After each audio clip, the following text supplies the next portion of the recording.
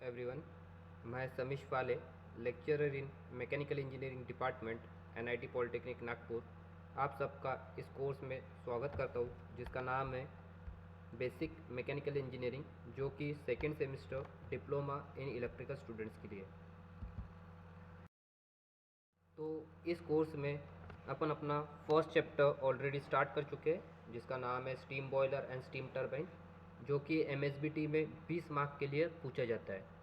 तो ये चैप्टर का जो कोर्स आउटकम है वो है check the broad base working of various types of boiler and steam turbine. तो ये चैप्टर पढ़ने के बाद में आपको वेरियस टाइप्स ऑफ बॉयलर और स्टीम टरबाइन की वर्किंग पता चलेगी। उसके बाद में आज का जो अपना टॉपिक है वो इम्पल्स और रिएक्शन टरबाइन है। तो इसके पहले वाले वीडियो में अपन ने स्टीम टरबाइन क्या होता है वो पढ़े थे और उसका क्लासिफिकेशन पढ़े थे। तो उसी में से उस क्लासिफिकेशन में अपन ने देखे थे कि दो टाइप की टरबाइन होती है, एक इम्पल्स टरबाइन और एक रिएक्शन टरबाइन। तो आज अपन इस वाले वीडियो में वो दोनों टरबाइन के वर्किंग देखने वाली है, वो टरबाइन किस तरीके से काम करते हैं वो अपन देखने वाले हैं। और ये आज का जो वीडियो है, इसी में जो आपको मैं पार्ट्स बताऊंगा वही सेम एक प्रैक्टिकल भी आपको कि identification the different components of impulse and reaction turbine. तो आपको ये वीडियो अच्छे से देखना है, ये आपको थ्योरी के लिए भी काम का ये वीडियो, और ये आपके प्रैक्टिकल में भी काम आने वाला है ये वीडियो। तो आपको ये वीडियो बहुत अच्छे से देखने का है। तो अपन चालू करते हैं आज का अपना वीडियो। तो आज का अपना टॉपिक स्टार्ट करने के पहले अपन देख लेते हैं कि आज के जो वीडियो के अपने आउटकम क्या है, ये वीडियो से आपने को क्या चीज़ सीखने मिलने वाली है। तो ये वीडियो देखने के बाद में अपन क्या चीज़ सीखने वाले हैं वो एक बार देख लेते हैं। तो after watching this video the learner will be able to, आज का वीडियो देखने के बाद में जो आप लर्नर लोग हो वो आप क्या चीज़ सीखने वाले हो, identify different parts of impulse and reaction turbine. आप इम्पल्स और रिएक्शन टरबाइन में कौन से पार्ट्स लगे हुए थे वो पार्ट्स का आप आइडेंटिफाई कर पाओगे कि कौन से पार्ट्स लगे हुए रहते हैं। और यही आपको प्रैक्टिकल भी है कि आपको प्रैक्टिकल में भी क्या करना है, इम्पल्स और रिएक्शन टरबाइन के डिफरेंट पार्ट्स को आइडेंटिफाई करना है। तो सबसे पहली चीज़ आप आज के वीडियो में क्या सीखने वाले हैं कि आइडेंटिफाई कर पाएंगे डिफरेंट पार्ट्स ऑफ इम्पल्स और reaction turbine. Then next, understand the construction of impulse and reaction turbine. उसके बाद में आपने जो पार्ट्स आइडेंटिफाई किए इम्पल्स और रिएक्शन टरबाइन के, उसको किस तरीके से असेंबल किया गया है, इम्पल्स और रिएक्शन टरबाइन में कौन सा पार्ट कैसे लगाया गया है, वो भी चीज़ आप अपन आज की वीडियो में देखने वाले हैं। देन नेक्स्ट है अपना explain the working of impulse और रिएक्शन टरबाइन। इम्पल्स और रिएक्शन टरबाइन किस तरीके से वर्क करता है वो अपन आज की वीडियो में सीखने वाले हैं। देन नेक्स्ट देखते हैं अपन पीओ और पीएसओ मैपिंग। तो पीओ और पीएसओ क्या होता है, मैंने ये ऑलरेडी इसके पहले भी बता चुका है। पीओ बोले तो होता है प्रोग्राम आउटकम और पीएसओ बोले तो होता है अपना प्रोग्राम स्पेसिफिक आउटकम। तो पीओ और पीएसओ मैपिंग किस तरीके से करी जाती है वो अपन देखते हैं। तो पीओ, इसमें आज के वीडियो में जो सबसे पहला पीओ मैप हो रहा है वो है PO1, that is basic and discipline specific knowledge. आपको बेसिक और डिसिप्लिन स्पेसिफिक नॉलेज आज की वीडियो में आपका मैप होने वाला है। द नेक्स्ट पीओ जो मैप हो रहा है वो PO4 है, जो कि अपना engineering tools experimentation and testing. तो ये वाला पीओ मैप होने वाला है आज की वीडियो में। नेक्स्ट पीओ जो मैप हो रहा है वो अपना है प्रोजेक्ट मैनेजमेंट। नेक्स्ट पीओ जो अपना मैप हो रहा है वो कौन सा है, project management, that is PO6। और लास्टली जो पीओ मैप हो रहा है वो है PO7, that is life long learning. तो ये पीओ आज की वीडियो से आपके मैप होने वाले हैं। क्लियर है? टॉपिक स्टार्ट करते हैं, जो कि है क्या, इम्पल्स टरबाइन। तो अपने को आज इम्पल्स टरबाइन की अपन देखेंगे, उसके पार्ट्स देखेंगे, कौन से पार्ट्स यूज होते हैं, उसके फंक्शंस और उसकी वर्किंग देखेंगे। तो इम्पल्स टरबाइन, यहाँ पे आपको दो डायग्राम दिया हुआ है। ये जो डायग्राम दिया हुआ है ये एक्चुअल इस तरीके से, ये जो डायग्राम है ये है आपका रोटर। ये जो अंदर वाला ये जो चीज़ है ये आपकी है रोटर, इसको बोला जाता है रोटर। और इसके ऊपर में ये जो लगी हुई है ये आपकी कर्व प्लेट्स, ये आपकी ये पूरे इसके ऊपर में आपकी कर्व प्लेट्स लगी हुई है। जो अपन ने जो क्लासिफिकेशन में देखे थे, मैंने बताया था इम्पल्स टरबाइन में उसके पेरीफेरी के ऊपर में क्या लगी हुई रहती है, ब्लेड्स लगी हुई रहती है। तो ये कर्व प्लेट्स लगी हुई है, ये रोटर है, ये एक शाफ्ट के ऊपर में फिक्स रहता है। ये रोटर जो है एक शाफ्ट के ऊपर में फिक्स रहता है। ये यहाँ पे दिख रहा है आपको, ये शाफ्ट है, ये शाफ्ट के ऊपर में ये चीज़ आपका रोटर फिक्स्ड है, और ये इसके ऊपर में यहाँ पर ये जो लगे हुए हैं ये इसके साथ में ये आपके फिक्स्ड नोज़ल, ये चीज़ क्या आपकी, ये चीज़ आपकी फिक्स्ड नोज़ल। तो ये चीज़ आपकी यहाँ पर लगी हुई है, इसके ऊपर में फिक्स्ड नोज़ल लगे हुए हैं। तो ये डायग्राम है आपका किसका, इम्पल्स टरबाइन का। क्लियर है, समझ में आ गया। इम्पल्स टरबाइन में क्या क्या का कंपोनेंट है।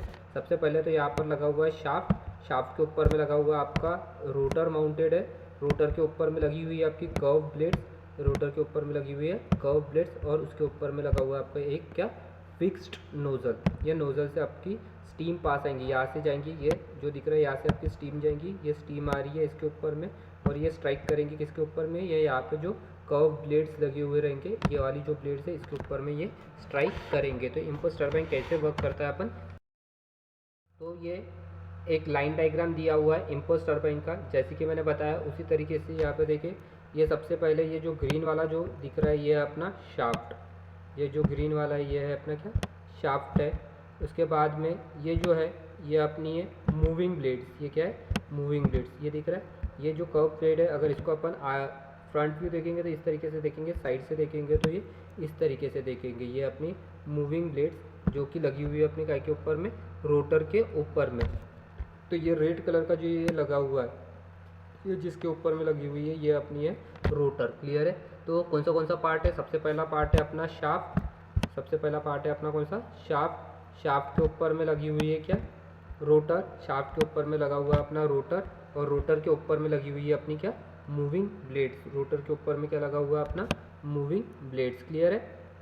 तो समझ में आया, सबसे पहला अपना लगा हुआ है शाफ्ट, शाफ्ट के ऊपर में लगा हुआ अपना रोटर, रोटर के ऊपर में लगी हुई अपनी मूविंग ब्लेड्स, और मूविंग, और यहाँ पर एक लगा हुआ है कि अपना फिक्स्ड नोज़ल, ये क्या है, फिक्स्ड नोज़ल। तो ये नोज़ल एक जगह पे अपनी जगह पे क्या होगा, फिक्स्ड रहेगा। क्लियर है। तो ये हो गया अपने इम्पल्स टरबाइन के पार्ट्स। क्या, रोटर, रोटर के ऊपर में लगा हुआ अपना शाफ्ट, शाफ्ट के ऊपर में लगा हुआ रोटर, रोटर के ऊपर में लगी हुई अपनी मूविंग ब्लेड्स, और एक क्या अपना एक फिक्स्ड नोज़ल है। तो ये यहाँ पर वही चीज़ बनाई गई है। ये देखो, ये जो पहला वाला जो लाइन दिख रही है ये क्या आपकी फिक्स्ड नोज़ल, ये क्या आपका फिक्स्ड नोज़ल। उसके बाद में ये जो कर्व दिख रही है अपनी ब्लेड्स, ये अपनी है मूविंग ब्लेड्स जो कि रोटर के ऊपर में लगी हुई है, और इसका ये नीचे में ये दिया हुआ है अपने को प्रेशर वेलोसिटी डायग्राम। ये वाला जो डायग्राम है ये कौन सा अपना प्रेशर वेलोसिटी, क्योंकि ये अपने को बता रहा है कि प्रेशर और वेलोसिटी बता रहा है, जो स्टीम उसके ऊपर से पास हो रही है उसकी स्टीम की वेलोसिटी बता रहा है। और ये जो शाफ्ट है जिसके ऊपर में रोटर लगा हुआ है, ये शाफ्ट का एक एंड कनेक्टेड रहता है अपने जनरेटर को, ये एक एंड कनेक्टेड रहता है किसको, जनरेटर को, जो कि आपने इलेक्ट्रिकल का जो सब्जेक्ट है इसमें पढ़ा होगा। जनरेटर क्या करता है, जनरेटर आपकी जो भी यह है मैकेनिकल एनर्जी को कन्वर्ट करता है इलेक्ट्रिकल एनर्जी में। जो अपन ने बोले थे कि पावर जनरेशन के लिए अपनी टरबाइन यूज़ होती है, तो जनरेटर का करता है मैकेनिकल एनर्जी को कन्वर्ट करता है अपने इलेक्ट्रिकल एनर्जी में। जनरेटर का काम है मैकेनिकल एनर्जी को कन्वर्ट करना किसमें, इलेक्ट्रिकल एनर्जी में कन्वर्ट करना है। तो शाफ्ट का जो एक एंड है वो कनेक्टेड रहता है अपने किसको, जनरेटर को। तो ये वर्क कैसे करता है, सबसे पहले ये जो नोज़ल है यहाँ पे स्टीम आती है अपनी कहाँ से, बॉयलर से। यहाँ पे स्टीम आती है अपनी बॉयलर से, स्टीम आती है जिसका प्रेशर क्या रहता है, ज़्यादा रहता है। अपन ने देखे कि बॉयलर में जो स्टीम जनरेट करता है, अपन ने चैप्टर नंबर 3 में देखे थे कि बॉयलर में जो स्टीम जनरेट होती है उस वाले स्टीम का प्रेशर जो रहता है वो क्या रहता है, ज़्यादा रहता है। तो यहाँ पर आपकी जो ये रहेगा इस वाले पॉइंट पे आपका स्टीम जो रहेंगी उसका प्रेशर क्या रहेगा, ज़्यादा रहेगा। तो बॉयलर में यहाँ पर क्या है, बॉयलर से स्टीम आ रही है जिसका प्रेशर ज़्यादा है। तो फिर उसके बाद में ये बॉयलर से स्टीम पास हुई, तो स्टीम के ये नोज़ल से पास हुई, तो ये नोज़ल के आउटलेट में अपने को क्या मिलेंगे, हाई वेलोसिटी ऑफ स्टीम। यहाँ पे क्या मिलेंगी, हाई वेलोसिटी ऑफ स्टीम, क्योंकि अपने देखे थे नोज़ल क्या है, it is a passage of varying cross section area in which heat energy is converted into kinetic energy, जिसमें हीट एनर्जी, स्टीम की हीट एनर्जी को अपन कन्वर्ट करते हैं काइनेटिक एनर्जी में। तो नोज़ल के आउटलेट में अपने को क्या मिलेगा, एक ऐसी चीज़ जो जेट ऑफ स्टीम मिलेंगी। तो यहाँ पे अपने को नोज़ल के आउटलेट में क्या मिलेंगी, जेट ऑफ स्टीम। तो ये जो नोज़ल है इसके आउटलेट में यहाँ से मिल रही है आपको जेट ऑफ स्टीम मिल रही है। यहाँ से क्या मिल रही है, जेट ऑफ स्टीम, जो कि क्या हो गया कि देखो ये जो पॉइंट है यहाँ पर नोज़ल के इनलेट में था, इन नोज़ल के इनलेट में क्या था, प्रेशर कम था और वो स्टीम का वेलोसिटी ज़्यादा थी। जैसे ये नोज़ल से पास हुई, तो उसकी क्या होगी, ये प्रेशर कम हुआ। जैसे वो नोज़ल से पास हुई तो ये क्या हो गया, उसका प्रेशर कम हुआ और उसका वेलोसिटी क्या हो गई, वो स्टीम की वेलोसिटी इंक्रीज होना चालू हो गई। मतलब समझ में आएगा नोज़ल में क्या हो रहा है, नोज़ल में जो भी स्टीम अपन पास कर रहे हैं उसकी वेलोसिटी बढ़ती है, उसकी वेलोसिटी बढ़ती है और उसका प्रेशर क्या होता है, कम होता है। जब ये स्टीम स्ट्राइक करेंगी ये वाले ब्लेड को, ये वाली जो अपन पहली वाली अगर ब्लेड कंसीडर किए, जब स्टीम क्या हो रही है, ये ब्लेड को स्ट्राइक कर रही है, तो कोई भी चीज़ यहाँ पर है, अगर कोई चीज़ खड़ी है उसको मैंने अगर धक्का दिया, अगर यहाँ पे कोई चीज़ है इसको मैंने धक्का दिया, तो ये क्या होंगी, अपने जगह से हिलेंगी। मतलब ये यहाँ पे थी तो पहले दूसरी क्या हो जाएगी, यहाँ पे आ जाएंगे। मतलब ये ब्लेड को अगर मैंने इसके ऊपर में स्टीम को स्ट्राइक किया, इस वाले जगह पे स्टीम को स्ट्राइक किया, तो ये क्या हो जाएंगी, ये ब्लेड अपने जगह से मूव करना स्टार्ट होंगी। मतलब ये ब्लेड यहाँ से कहाँ पर आ जाएंगी, यहाँ पर आ जाएंगी। ये ब्लेड यहाँ से कहाँ पर आ जाएंगी, यहाँ पर आ जाएंगी।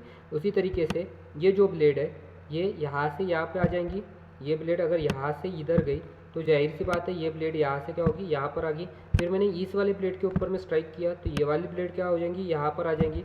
फिर मैंने इस वाले ब्लेड के ऊपर में स्ट्राइक किया तो ये ब्लेड क्या हो जाएंगी, यहाँ पे आ जाएंगी।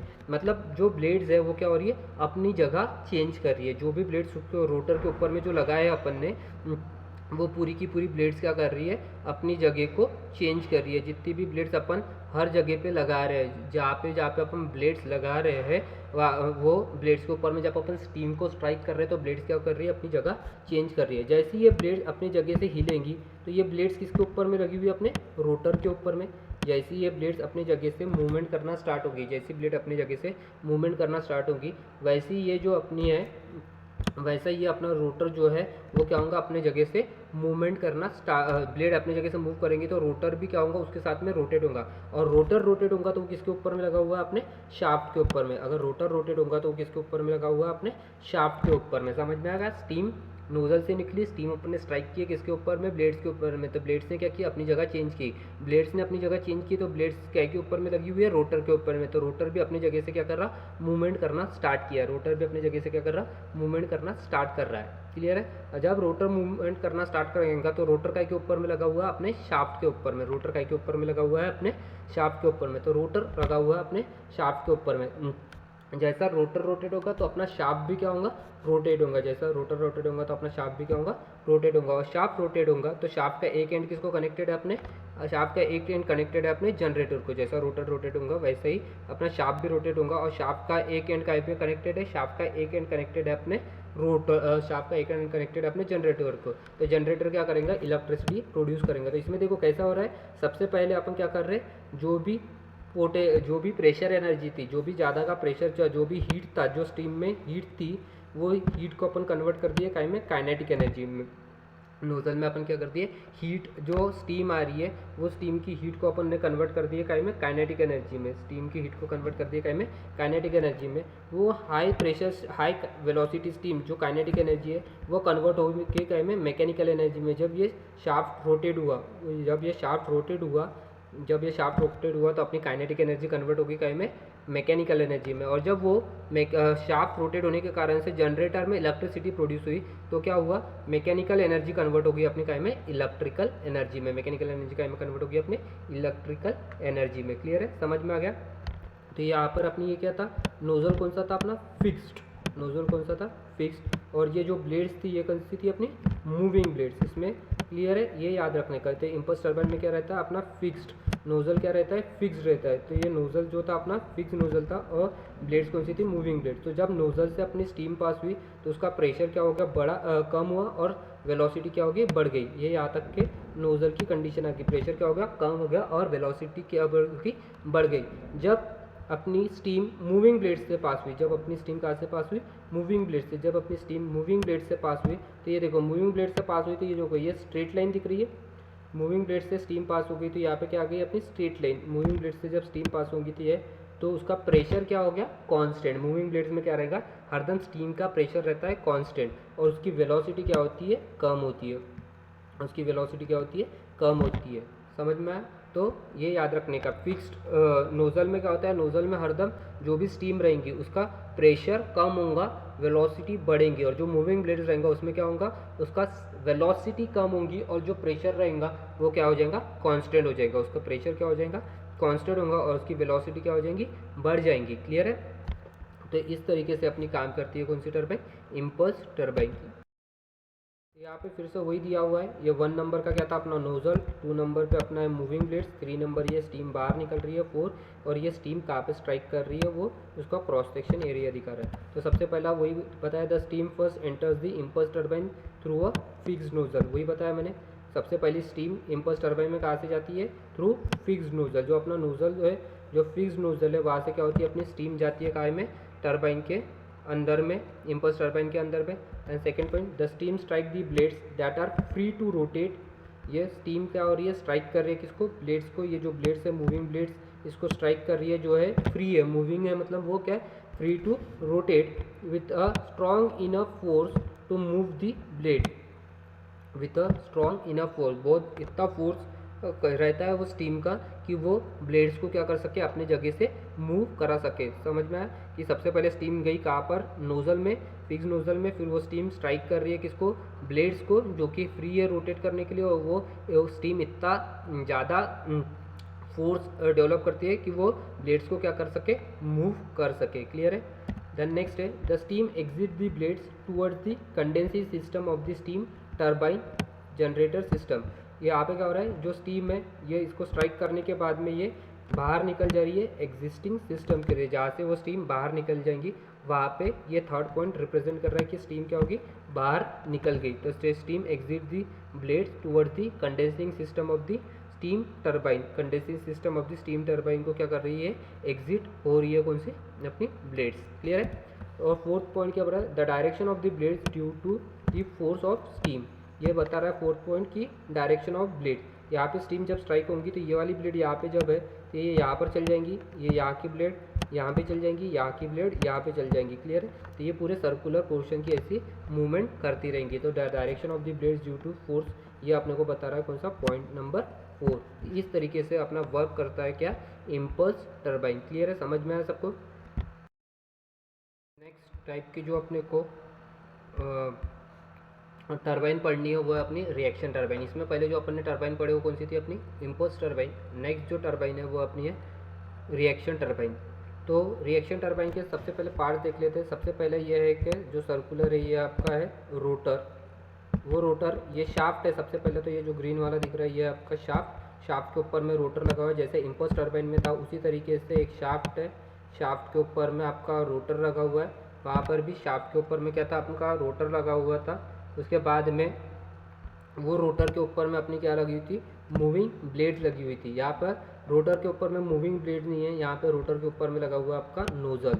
यहाँ पे रोटर के ऊपर में क्या लगा हुआ है, नोजल लगा हुआ है। क्लियर है, समझ में आ गया। तो इसमें सबसे पहला पार्ट कौन सा है, रिएक्शन टरबाइन में शाफ्ट, शाफ्ट के बाद में लगा हुआ है अपना रोटर, शाफ्ट के ऊपर में लगा हुआ है रोटर, और रोटर को कनेक्टेड, वो शाफ्ट को कनेक्टेड है आपका क्या, नोजल। शाफ्ट को कनेक्टेड क्या है, नोजल, जो कि रोटेटिंग नोजल है। और उसके बाद में यहाँ पर जो रिएक्शन टरबाइन रहेंगे उसमें एक रहती है आपकी फिक्स ब्लेड। ये जो स्टेशनरी दिया हुआ है ये आपकी फिक्स ब्लेड, ये जो स्टेशनरी दिया हुआ है ये कौन सी ब्लेड है, अपनी फिक्स ब्लेड। और उसके बाद में है आपकी कौन सी, मूविंग ब्लेड।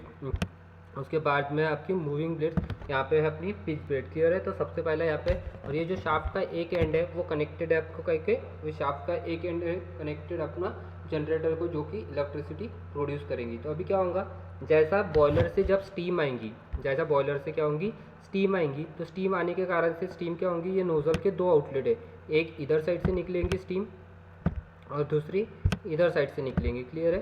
तो यहाँ पे नोजल से जैसे स्टीम आएंगी तो ये क्या होगा, स्टीम यहाँ पे निकलेंगी, और इसके आगे में लगे हुए आपकी क्या ब्लेड्स, इसके आगे में लगे हुए ब्लेड्स। जैसे ही ये ब्लेड्स, ये स्टीम आई और ये ब्लेड्स को स्ट्राइक करी, तो ब्लेड्स कौन सी, अपनी पहली लगी हुई है अपनी फिक्स ब्लेड, तो ये ब्लेड अपनी जगह से मूव नहीं होंगी। ये ब्लेड्स को जैसा स्ट्राइक करेंगे फिक्स होने के कारण से ये क्या होंगी, अपनी जगह से मूव नहीं होंगी।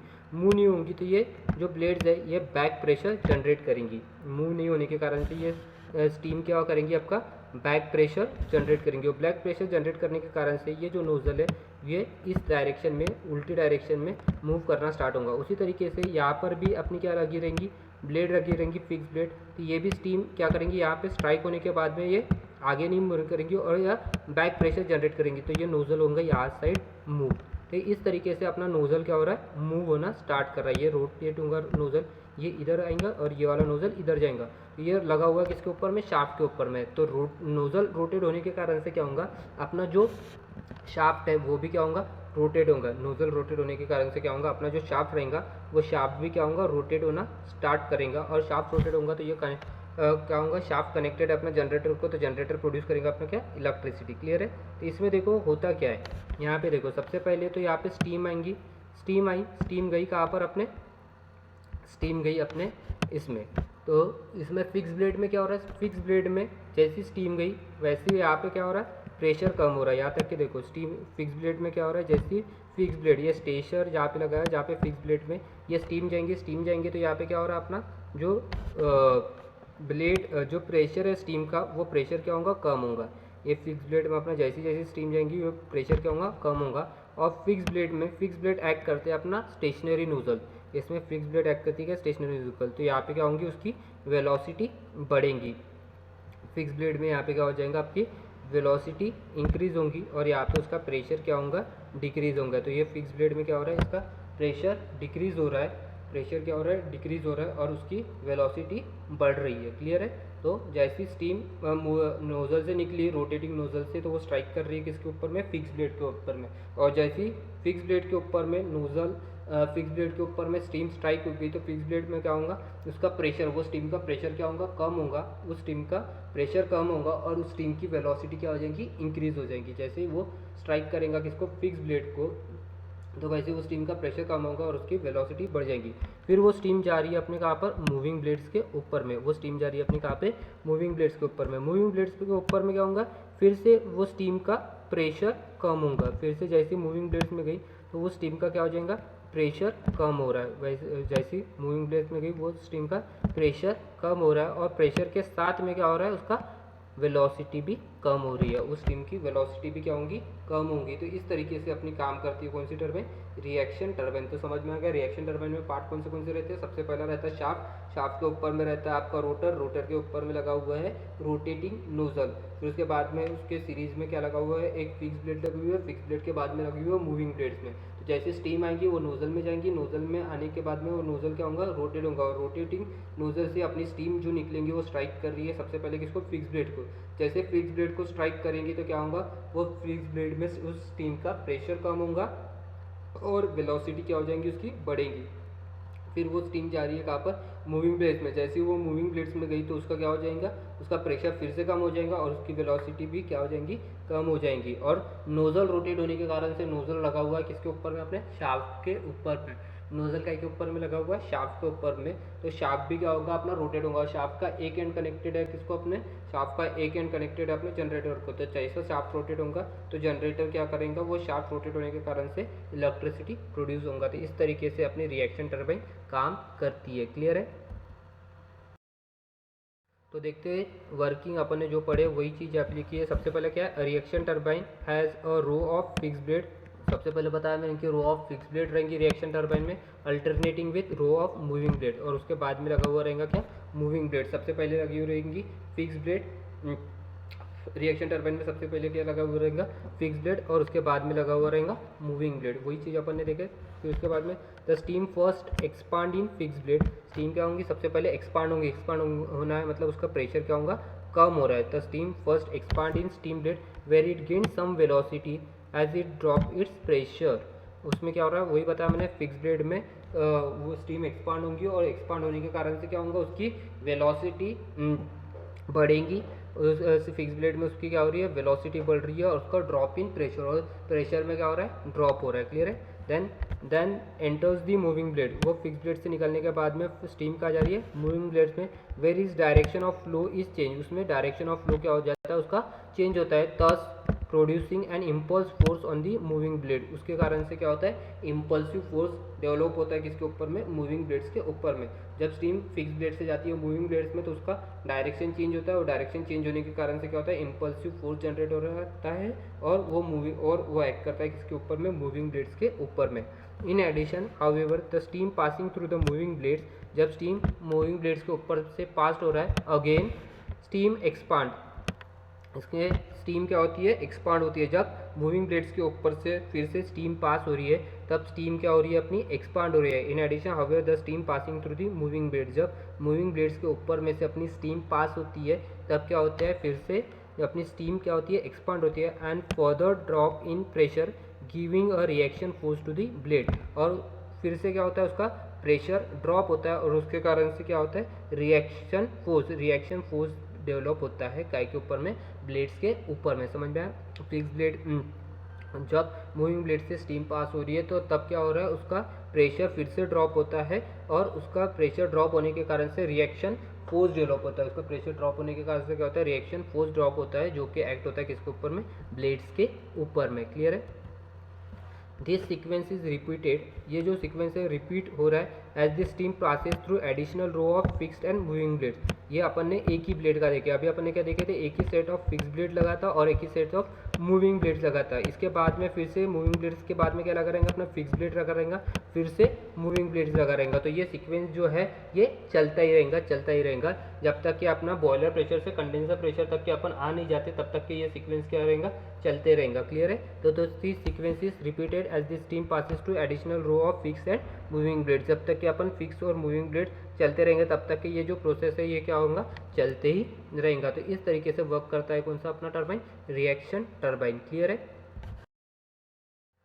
देन नेक्स्ट जो टॉपिक है वो है अपना comparison between impulse and reaction turbine के बीच में का कंपैरिजन। तो इम्पल्स टरबाइन और रिएक्शन टरबाइन के बीच में का कंपैरिजन। तो सबसे पहला पॉइंट क्या दिया है, the steam expand in nozzle and its pressure remain constant during its flow through the blade passage। Impulse turbine में क्या होता है कि पूरी की पूरी जो स्टीम होती है वो एक्सपांड होती है काय में, नोजल में। In the steam completely expand in nozzle. Impulse turbine में पूरी की पूरी स्टीम कहाँ पे एक्सपांड होती है, नोजल के अंदर में एक्सपांड होती है। और जब वो मूविंग ब्लेड्स के ऊपर में पास होती है तो वो उसका प्रेशर क्या रहता है, रिमेन कांस्टेंट। इसमें the steam expand partially in nozzle, जब स्टीम रिएक्शन में पार्शियली नोजल में एक्सपांड होती है और and further expansion takes place in rotor blade. और बाद का जो एक्सपांशन होता है वो होता है आपका काय में, एक बाद का पूरा जो एक्सपांशन है वो होता है रोटर ब्लेड्स में। इम्पल्स टरबाइन में पूरा का पूरा एक्सपांशन होता है नोजल में, वेरएज रिएक्शन टरबाइन में क्या होता है कि कुछ जो एक्सपांशन रहता है वो होता है आपका काय में, वो कुछ एक्सपांशन होता है आपका नोजल में और कुछ एक्सपांशन होता है आपके रोटर ब्लेड्स में। क्लियर है? देन नेक्स्ट है the relative velocity of steam passing over the blades remain constant in the absence of friction. जो भी वेलोसिटी है स्टीम की, जो वेलोसिटी है स्टीम की वो कांस्टेंट रहती है कब, ब्लेड्स के ऊपर में, in the absence of friction. जो फ्रिक्शन नहीं रहता, जहाँ पर फ्रिक्शन नहीं होता तो वहाँ पर इम्पल्स टरबाइन में रिलेटिव जो वेलोसिटी है वो ब्लेड्स के ऊपर में क्या रहती है, आपकी कांस्टेंट रहती है, ब्लेड्स के ऊपर में कांस्टेंट रहती है। Where the relative velocity of steam passing over the blade increases as the steam expand while passing over the blades. जब ब्लेड्स के ऊपर में से अपनी स्टीम पास होती है रिएक्शन टरबाइन में तो उसकी वेलोसिटी क्या होती है, बढ़ती है, जबकि इम्पल्स टरबाइन में क्या रहती है, कांस्टेंट रहती है। इम्पल्स टरबाइन में ब्लेड्स के ऊपर में जो अपनी वेलोसिटी रहती है वो कांस्टेंट रहती है, जबकि रिएक्शन टरबाइन में वो ब्लेड्स के ऊपर में जब पास होती है वो तब क्या होती है, वो बढ़ती इंक्रीज होती है। तो इसके बाद में ब्लेड्स आर सिमेट्रिकल। इसमें जो इम्पल्स टरबाइन में जो ब्लेड्स रहती है वो कैसी रहती है, सिमेट्रिकल रहते हैं, जबकि रिएक्शन टरबाइन में जो ब्लेड्स रहती है वो असिमेट्रिकल रहती है। यहाँ पे एरोफॉइल क्रॉस सेक्शन की ब्लेड रहती है, एरोफॉइल, EERO, एरोफॉइल। इसमें जो रिएक्शन टरबाइन में जो ब्लेड्स यूज़ करते हैं वो यूज़ करते हैं अपने एरोफॉइल शेप की ब्लेड्स यूज़ करते हैं, जबकि अपन इम्पल्स टरबाइन में जो ब्लेड यूज़ करते हैं वो कप शेप ब्लेड यूज़ करते हैं। वो कौन सी यूज़ करते हैं, कप शेप्ड ब्लेड यूज़ होती है काय में, रिएक्शन टरबाइन इम्पल्स टरबाइन में जो ब्लेड यूज़ होती है वो यूज़ होती है कप शेप्ड ब्लेड यूज़ होती है, जबकि रिएक्शन टरबाइन में जो ब्लेड्स यूज़ होती है वो यूज़ होती है एरोफॉइल शेप की। और इम्पल्स टरबाइन में जो ब्लेड्स रहती है वो रहती है सिमेट्रिकल, वेयरएज रिएक्शन टरबाइन में जो ब्लेड्स रहती है वो रहती है असिमेट्रिकल। तो इसके बाद में the pressure on both end of moving blades is same. इसमें जो दोनों साइड रहते हैं, दोनों साइड जो ब्लेड्स के दोनों साइड रहते हैं उसमें जो प्रेशर रहता है वो सेम रहता है, और इसमें रिएक्शन टरबाइन में जो ब्लेड्स के ऊपर का जो प्रेशर रहता है वो डिफरेंट रहता है। क्लियर है? इम्पल्स टरबाइन में जो ब्लेड्स के दोनों साइड के ऊपर का जो प्रेशर है वो सेम रहता है, जबकि रिएक्शन टरबाइन में जो ब्लेड्स का दोनों साइड का जो प्रेशर रहता है वो डिफरेंट रहता है। उसके बाद में for same power develop as pressure drop is more the number of stages required are less. Same power develop के लिए क्या होता है कि इसमें जो ये रहेगा नंबर ऑफ स्टेजेस इसमें कम लगती है। इम्पल्स टर्बाइन में जो नंबर ऑफ स्टेजेस रहती है वो कम लगती है, जबकि रिएक्शन टर्बाइन में नंबर ऑफ स्टेजेस ज़्यादा लगती है। उसके बाद में the blade efficiency curve is less flat, इसमें जो ब्लेड रहती है इम्पल्स टर्बाइन में वो लेस फ्लैट रहती है, जबकि अपना रिएक्शन टर्बाइन जो उसमें जो ब्लेड्स रहती है वो ज़्यादा फ्लैट रहती है। क्लियर है। इम्पल्स टर्बाइन में जो ब्लेड्स रहती है वो कम फ्लैट रहती है, जबकि रिएक्शन टर्बाइन में जो ब्लेड्स रहती है वो ज़्यादा फ्लैट रहती है। उसके बाद में the steam velocity is very high and therefore the speed of the turbine is high. Impulse turbine में जो स्टीम की वेलोसिटी रहती है वो ज़्यादा रहती है, इसलिए उसकी वेलोसिटी भी उस टर्बाइन की स्पीड भी क्या रहती है, ज़्यादा रहती है। The steam velocity is not very high and therefore the speed of turbine is low, इसमें स्पीड ऑफ टर्बाइन क्या रहती है, कम रहती है। अपनी स्पीड ऑफ टर्बाइन इसमें रिएक्शन टर्बाइन में जो स्पीड ऑफ टर्बाइन है वो क्या है, कम है, जबकि स्पीड ऑफ टर्बाइन अपना इम्पल्स टर्बाइन में क्या रहती है, ज़्यादा रहती है। इम्पल्स टर्बाइन की जो स्पीड रहती है वो ज़्यादा रहती है, जबकि रिएक्शन टर्बाइन की जो स्पीड रहती है वो क्या रहती है, कम रहती है। क्लियर है, समझ में आ गया। Let us summarise what you have learn today. आज के वीडियो में अपन ने क्या पढ़े वो एक बार समराइज कर लेते हैं। तो आज के वीडियो का जो आउटकम है, identify different parts of impulse and reaction turbine. सबसे पहले अपन ने डिफरेंट पार्ट्स देख के आइडेंटिफाई किया इम्पल्स और रिएक्शन टर्बाइन के। इसके बाद में understand the construction of impulse and reaction turbine, अपन ने कंस्ट्रक्शन देखे इम्पल्स और रिएक्शन टर्बाइन का। और लास्ट में अपन ने वर्किंग, किस तरीके से इम्पल्स और रिएक्शन टर्बाइन वर्क करता है वो देखे। उसके बाद में आज के वीडियो से कौन से पीओ मैप हो रहे हैं, अपना पीओ नंबर 1 मैप हो रहा था, पीओ 4, पीओ 6 और पीओ 7। तो ये आज के वीडियो का अपना आउटकम है। क्लियर है। तो आज के वीडियो से रिलेटेड ये कुछ क्वेश्चंस है जो एमएसबीटी में पूछे जाते हैं। तो सबसे पहला क्वेश्चन है, explain construction and working of impulse turbine by using pressure and velocity variation diagram. तो आपको जो डायग्राम दिया है इस वाले वीडियो में, जो अपन ने डायग्राम बनाए थे, वो डायग्राम के ऊपर का आपको क्या करना है, प्रेशर वेलोसिटी डायग्राम बना रहा हो और डायग्राम बना के आपको इम्पल्स टर्बाइन की आपको वर्किंग एक्सप्लेन करना है। उसके बाद में सेकेंड इसमें आपको रिएक्शन टर्बाइन की वर्किंग एक्सप्लेन करना है। और थर्ड क्वेश्चन है, इम्पल्स और रिएक्शन टर्बाइन का डिफरेंस बिटवीन आपको एक्सप्लेन करना है। क्लियर है। तो आज के वीडियो से रिलेटेड ये क्वेश्चन एमएसबीटी में हरदम पूछे जाते हैं। क्लियर है। So thank you everyone. अगर किसी को भी कुछ भी डाउट है आज के वीडियो से रिलेटेड, यहाँ पे मेरी वाली कॉन्टैक्ट डिटेल्स दिया हुआ है, आप इस कॉन्टैक्ट डिटेल्स पे मुझे कभी भी कुछ भी डाउट रहा तो आप मुझे पूछ सकते हैं। So thank you everyone and happy learning. So thank you.